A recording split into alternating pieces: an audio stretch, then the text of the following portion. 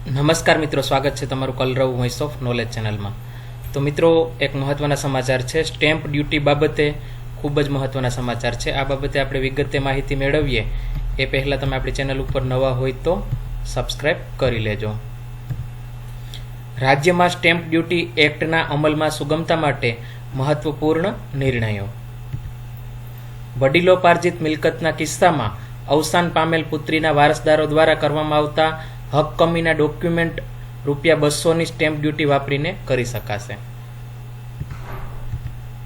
1 કરોડ સુધીની લોનની રકમ ઉપર મહત્તમ ₹5000ની મર્યાદામાં સ્ટેમ્પ ડ્યુટી ભરપાઈ કરવાની રહેશે।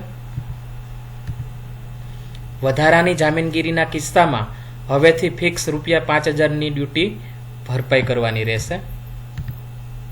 સ્ટેમ્પ ડ્યુટી એક્ટની સુધારેલી જોગવાઈઓનો રાજ્યમાં તારીખ 10મી એપ્રિલ 2025થી અમલ થશે।